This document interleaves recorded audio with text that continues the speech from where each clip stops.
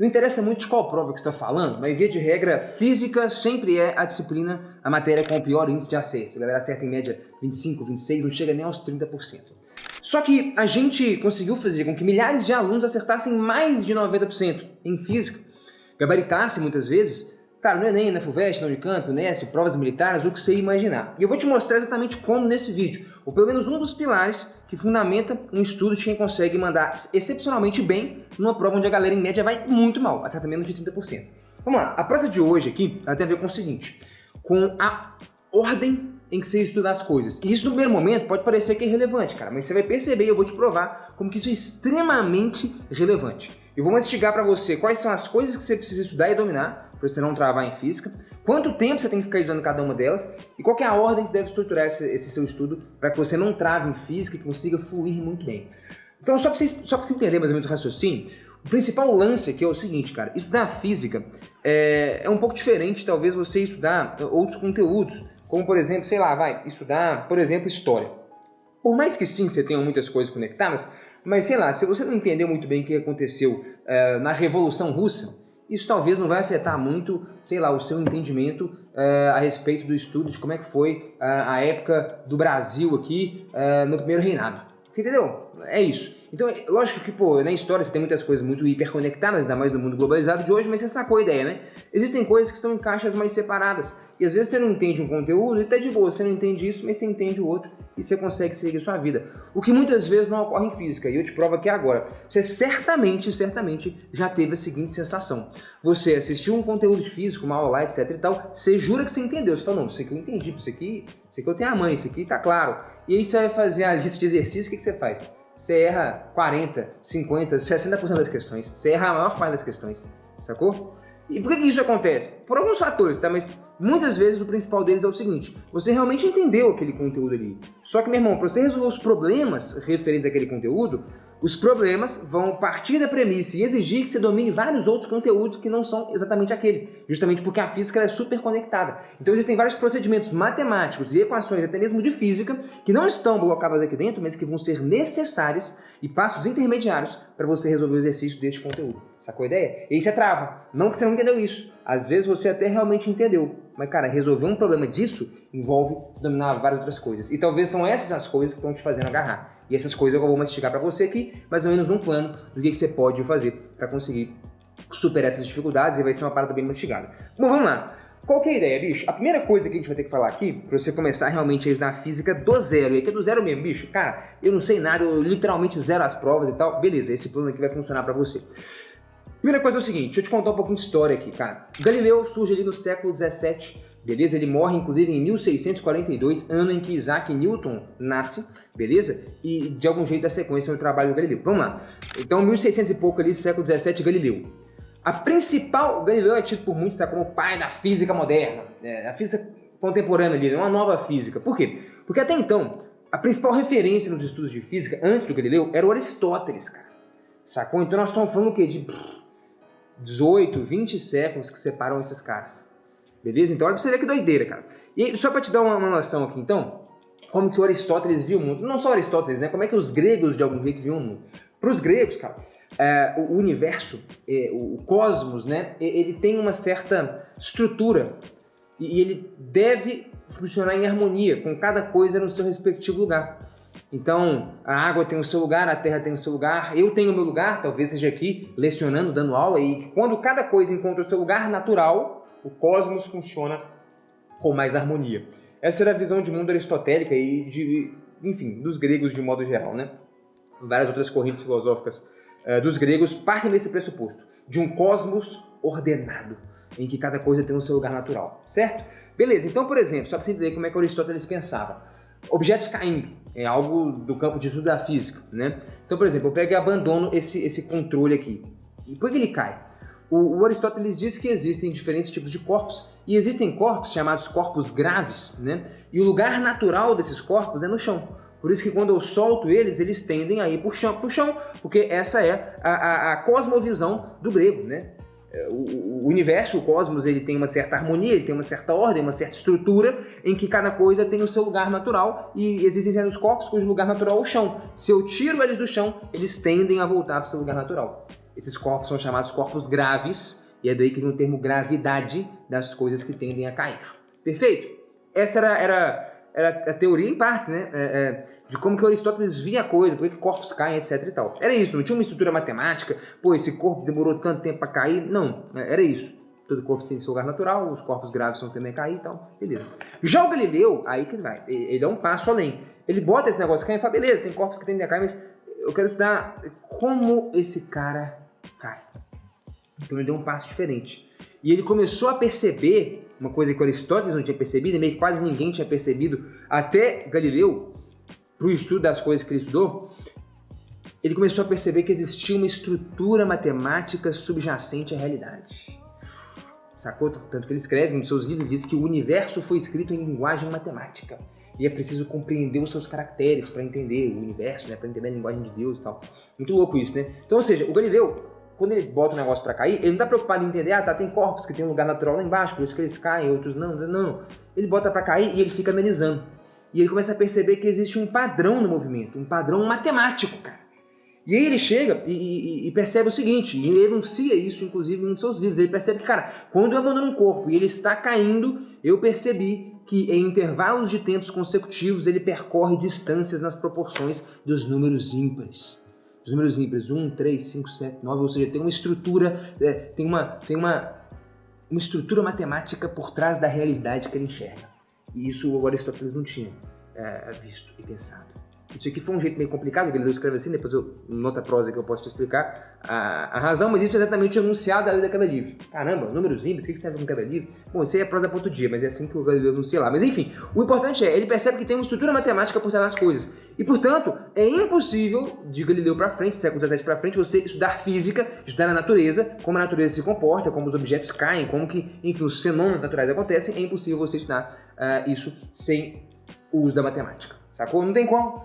Antes do Galileu tinha, era só uma filosofia, agora continua sendo uma filosofia, já que o termo física nem existia. O próprio Newton, que continua o trabalho do Galileu, se considerava um filósofo natural, um filósofo da natureza. Seu principal livro se chama Princípios Matemáticos da Filosofia Natural, ou seja, meu irmão, eu sou um filósofo da natureza. Mas essa filosofia, que passa a usar a estrutura e a linguagem matemática para da natureza, depois passa a ser conhecido como física. Na época do Newton esse termo ainda nem existia. Então esses caras eles eram filósofos, no sentido de Aristóteles, mas muda-se tão radicalmente a forma de se estudar, de fazer a filosofia da natureza, que passa a incorporar essa linguagem matemática, que isso ganha até um outro nome e vira uma outra coisa, que é o que você conhece como física. Então o que você conhece como física está intimamente conectado com a matemática, sacou? Porque antes de haver a física, o que existia era só a filosofia, era Aristóteles, sacou? Então, meu irmão, se alguém fala pra você, o termo física ele só passa a existir depois que essa estrutura matemática subjacente à realidade é identificada, primeiro por Galileu, é incorporada no estudo da natureza, e esse negócio começa a virar um bicho tão esquisito e próprio e único que dá-se um novo termo a isso. E o termo se chama física, beleza? É isso.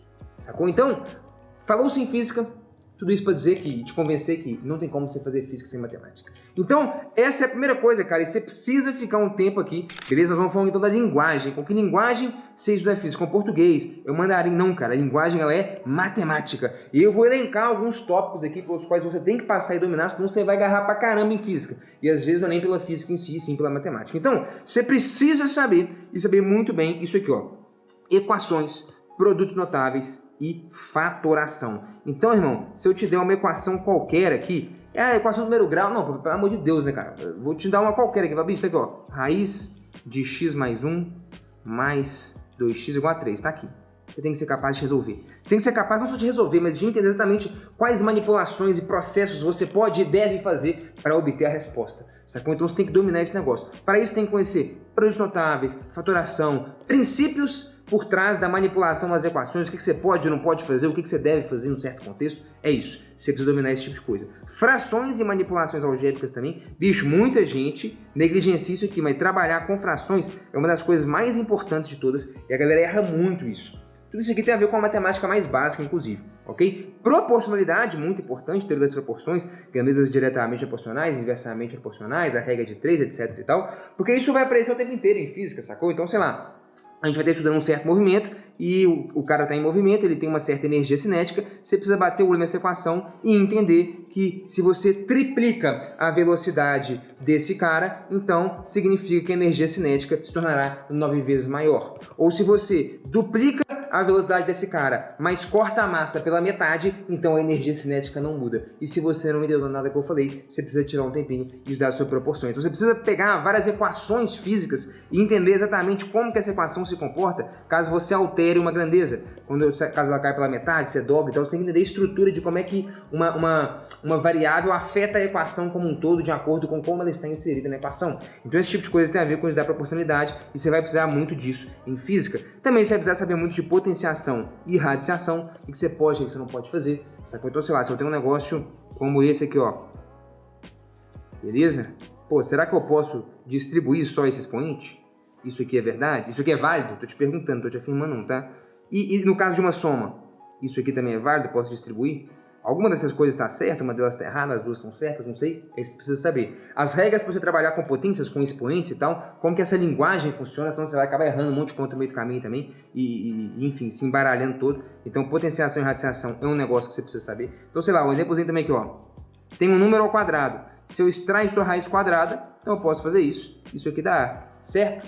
Não, isso aqui está errado. Você sabe que está errado? Você sabe o motivo? É isso que eu estou querendo te dizer. Você precisa dominar essas regras aqui, porque você vai precisar usar elas o tempo inteiro, beleza? Outra coisa que você vai precisar, cara, isso aqui vai ser super importante para a física. Geometria plana e trigonometria. Beleza? Quando eu falo de geometria plana, não precisa ser não é tudo geometria plana, são alguns conceitos, como você precisa entender muito bem, sobre triângulos, alguns quadriláteros, circunferência, você vai calcular perímetros, áreas desses caras e tal, nada muito complexo. E trigonometria, o que você precisa saber mesmo é o que é um seno, o que é um cosseno, o que é uma tangente, para que esse negócio serve, como é que foi criado, como é que foi definido, sacou? O básico do ciclo trigonométrico ali, e é isso, beleza? Porque o tempo inteiro vão ter várias coisas na física que vão ser extremamente geométricas, tá bom? Então você vai precisar dominar essas coisas aqui. E por fim, funções, cara. Funções afim, função quadrática, algumas funções clássicas também, os gráficos dessas funções, as propriedades dessas funções. Se você não souber alguma dessas coisas, é certo. Cara, meu irmão, aposto com você dinheiro. Você vai trabalhar em física em algum momento. Só que aí você poderia ler isso tudo e falar, pô, Guizordi, mas aí o negócio aqui ficou, o caldo engrossou, né? Porque só pra eu estudar esse negócio aqui, pô, tá maluco, eu vou ficar 6 meses pra eu dominar esse negócio. Mas não vai, cara. Na real, lógico que assim, né? Vamos lá.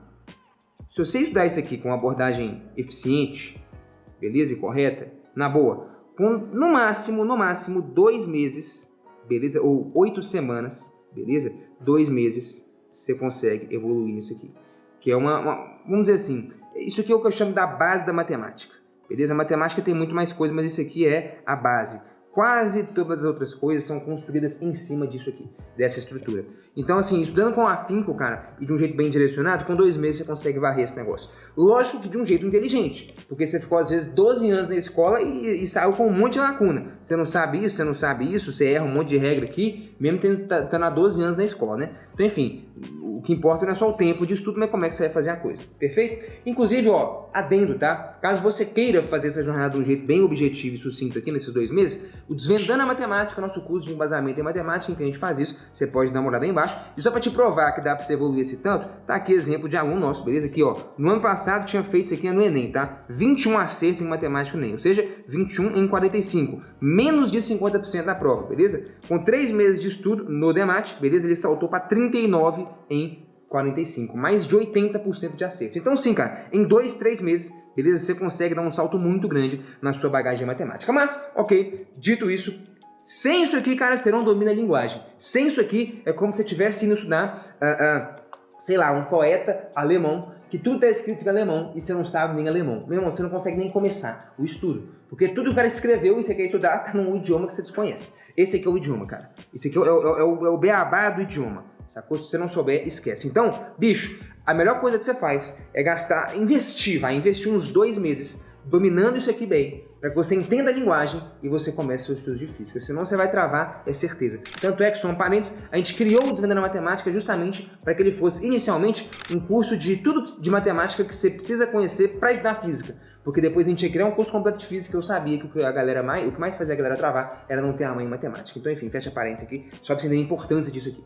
Beleza, então tá. Agora que eu entendo a linguagem, meu irmão, o Galileu percebeu que, beleza, tem uma estrutura matemática por trás da realidade, eu entendi isso e agora, isso aqui é o mínimo que eu preciso dominar, com 2 meses você me convenceu que eu consigo fazer, beleza, e agora? Aí eu saio dando tudo misturado? Não. Aí, deixa eu te contar um negócio aqui. A base da física, e aí, meu irmão, entra um negócio aqui, é a mecânica, tá? Entra um negócio que é um dos maiores erros que são cometidos por aí, que eu particularmente identifico no ensino de física, que é não entender, cara, sei lá, os próprios sistemas de ensino, a galera que monta os materiais didáticos. Parece que os caras não estudaram história, irmão. Os caras não entendem como é que as ideias se desenvolveram e foram concebidas. Deixa eu te contar um negócio aqui então. Então você entendeu mais ou menos aqui qual que é a linha do tempo? Bota a linha do tempo aí, galera. Você tem lá, pum, Aristóteles. Sei lá quantos séculos depois, praticamente 20 séculos depois, né? Você tem ali, puf, Galileu. Aí Galileu começa um estudo que Newton, são quase contemporâneos, né? O Galileu morre no ano que o Newton nasce, enfim, 1642 ali, como eu te disse, século XVII. Aqui esses caras, o Galileu começa esse trabalho e o Newton termina, eles fundam a teoria mecânica, tá bom? O Newton realmente é o cara que funda e sistematiza isso, então você conhece como leis de Newton, é a teoria mecânica de Newton, a teoria mecânica newtoniana, perfeito? E essa teoria, cara, ela é a base de, como você já entendeu, o que esses caras fizeram rompeu radicalmente com o que tinha sido feito até então, que era um negócio muito mais no campo da filosofia do que no campo da matemática, né? Aqui os caras fundiram a filosofia com a matemática para eles entenderam que a natureza se comunicava em linguagem matemática. Então daqui para frente, cara, tudo que é feito em física é radicalmente diferente daquilo que até então havia sido feito, perfeito? E tudo que é feito em física, meu irmão, do século XVII até ali, praticamente o início do século XX, tudo, mas tipo assim, cara, tipo 99%, não, tudo tipo 100%. Tudo é feito com base no que o Newton fez, sacou? Todas as teorias, elas praticamente partem de pressupostos que é a mecânica newtoniana. Então, meu irmão, nós estamos dizendo que a física, como você conhece, o termo, essa coisa aí, ela surge a partir de Galileu e Newton, esse negócio que você estuda, tudo que você estuda de física é a partir de Galileu e Newton. E o que eu estou te dizendo é que o que esses caras fizeram foi tão revolucionário que tudo que é feito nos 300 anos subsequentes, beleza? São baseados nas ideias desses caras, do Newton aqui. Então, meu irmão, isso quer dizer que, eu estou te contando um pouquinho de história, isso quer dizer que se você quiser estudar praticamente qualquer outra coisa de física sem compreender muito bem isso aqui, você vai travar. Por quê? Porque essas coisas foram feitas baseadas nisso aqui, em cima disso aqui. Essa aqui era a estrutura da qual os caras partiram. Então todas as demais teorias, eu vou te mostrar isso aqui, elas partem dessa premissa. Então se você não domina isso, cara, você vai agarrar lá também, sacou? Então tá, quando você fala de mecânica, você está falando de quê? Essencialmente a mecânica vai estudar o movimento. E ela se divide em 2 partes. A primeira parte delas é a cinemática. A cinemática, aí vai entrar o movimento uniformemente variado, movimento circular, lançamento oblíquo, esses negócios aí, beleza? A cinemática se propõe a estudar aqui, ó, o movimento. Então eu estudo o movimento, como os objetos se movem. Aqui a gente vai estudar o movimento sem estar muito interessado no que causou o movimento. Então eu quero só entender como é que o movimento se dá. Então, por exemplo, como eu disse no exemplo lá do Galileu, ele solta uma pedra e fica tentando estudar qual que é o padrão matemático do seu movimento. E ele percebe lá que as distâncias que ela percorre estão nas proporções dos números ímpares, em intervalos de tempo consecutivos, 3x, aqui seria 5x, o outro 7x, etc e tal. Perceba que ele não está muito interessado em saber por que o movimento acontece. O que fez essa pedra começar a cair? Que era a teoria do Aristóteles, porque o corpo é grave, ele tende a ficar lá embaixo, lugar natural. Na cinemática, ninguém está muito preocupado com isso, você quer só descrever o padrão do movimento. Então, cara, eu percebi que em 1 segundo o cara andou 3 metros, no próximo segundo 5 metros, no próximo segundo 7 metros. Então eu estou extraindo uma estrutura matemática que me permite entender como é que se dá esse movimento. Observar, né, e extrair um padrão ao longo do desenvolvimento desse movimento. Então a teoria cinemática é uma teoria que vai estudar o movimento sem estar muito preocupado com as suas causas. A gente vai querer descrever o movimento, é um movimento de uma forma descritiva. E aí vão entrar esses campos que eu acabei de falar então. Então você entender muito bem os conceitos básicos de cinemática descritiva. Ok? Você entender sobre repouso, movimento relativo, mudança de referencial, movimento uniformemente variado, os gráficos desse negócio, lançamentos, movimento circular, etc e tal. Mais ou menos esse é o escopo desse negócio aqui. Beleza? Tá, então essa é a primeira parte da mecânica. Você disse que é a mecânica do movimento. Uma parte dela está preocupada em descrever o movimento, sem se preocupar muito com o que causa o movimento. E a segunda parte, que é a dinâmica, essa sim vai se preocupar com o que causa o movimento. O que causa O movimento. O que faz algo se mover mais depressa, mais devagar? Aqui, você aprendeu a linguagem básica, que é descrever qualquer tipo de movimento. Aqui, você vai entender o que faz alguém começar a entrar em movimento. O que faz o movimento de algum cara se alterar, se modificar. Então, o que causa o movimento. Então, você vê que a mecânica está 100% preocupada com movimento. Beleza? É isso.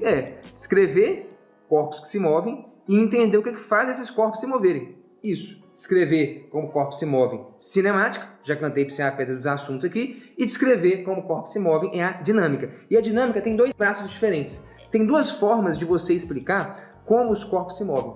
A primeira forma é envolvendo o conceito de forças.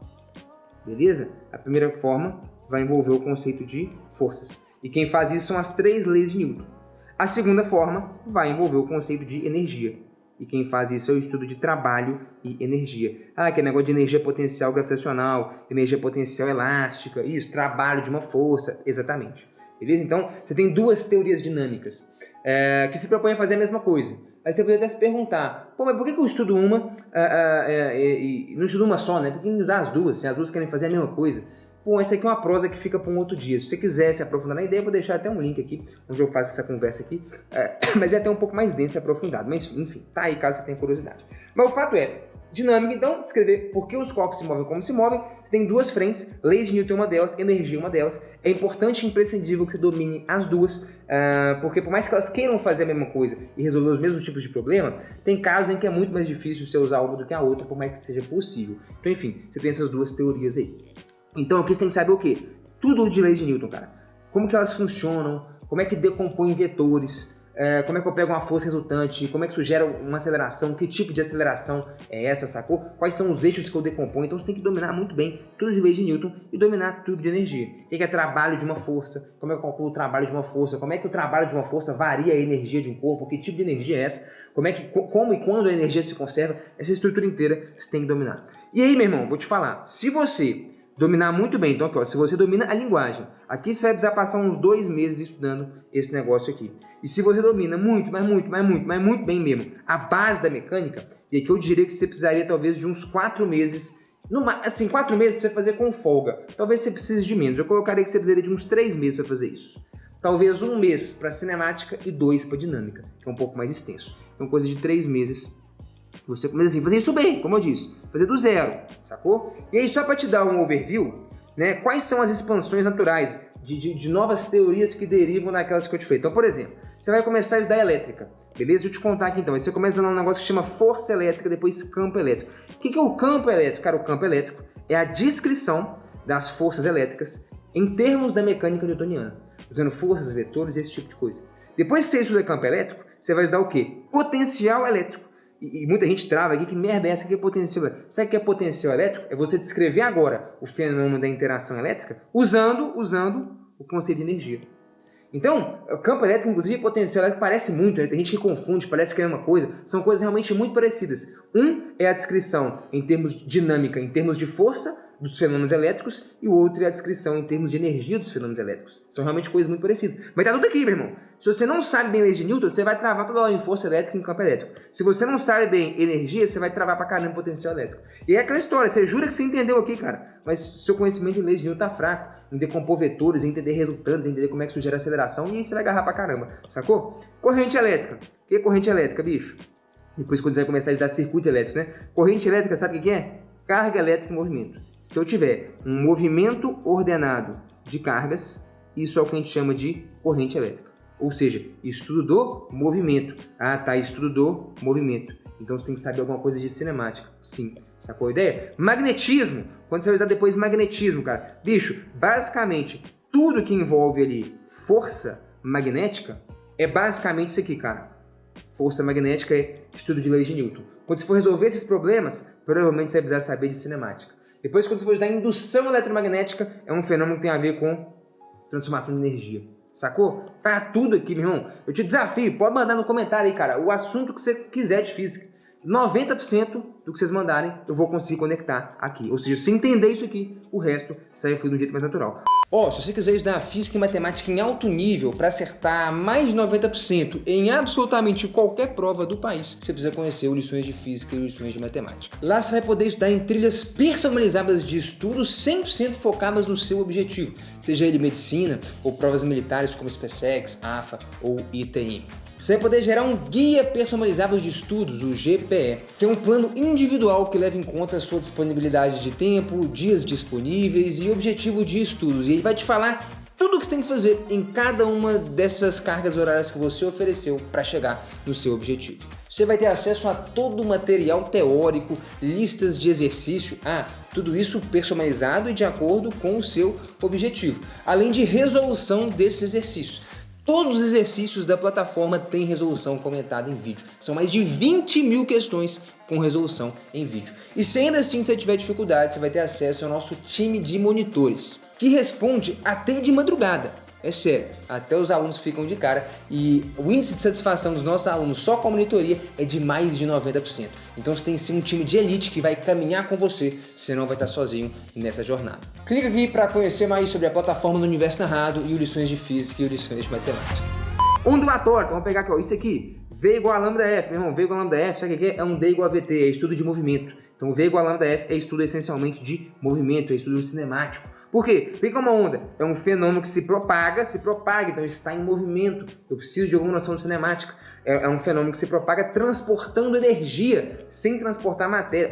Transportando então energia, sem transportar matéria. Então falando de propagação de algo que está se movendo, estudo cinemático, transportando energia. De algum jeito tem a ver com dinâmica isso aqui. Sacou a ideia? E por aí vai, termodinâmica, enfim, você entendeu mais ou menos. O que é termometria, irmão?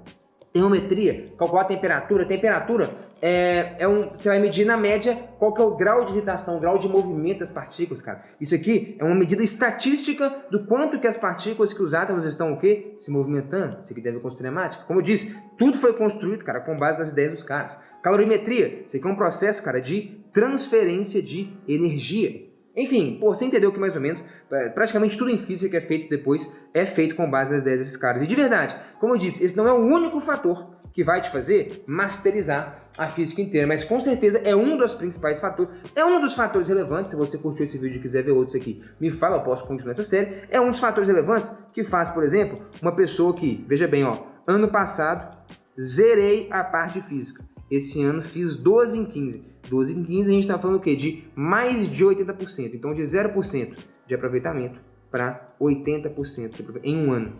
Então, lógico que, como eu disse, não é... por que então que essa pessoa saiu do 0 para 80% de acerto? Porque ela dominou isso aqui muito bem, não só por isso, mas com certeza por isso. Te garanto que isso aqui teve um papel fundamental em, primeiro, dominar a linguagem, depois, investir um tempo substancial em dominar a base da coisa. Por isso que, por exemplo, nosso curso completo de física, ou lições de física, a gente começa estudando primeiro toda a mecânica, cara. E depois só que a gente vai avançar para as demais áreas. Por quê? Porque eu tenho plena clareza disso que eu estou te mostrando aqui, cara. Quase tudo que você estuda e se desenvolve lá na frente está conectado com essa teoria. E se você não consegue fazer isso, se você não faz esse estudo de um jeito inteligente, né, e bem orquestrado, você vai agarrar pra caramba. Então, o que eu preciso de você, cara, é 2 meses estudando esse negócio. Talvez você consiga fazer em menos, depende da sua base. Tem gente que vai conseguir fazer em 1 mês, tem gente que vai levar 3. Aqui é uma coisa, cara, talvez você consiga fazer em 1 mês, talvez você faça em 2, em 3. Enfim, tô te colocando um tempo médio. Mas eu te garanto que se você tiver aí mais ou menos uns 4 meses, 2 meses pra cada, pra fazer isso aqui, seu estudo de física ao longo do ano é outro.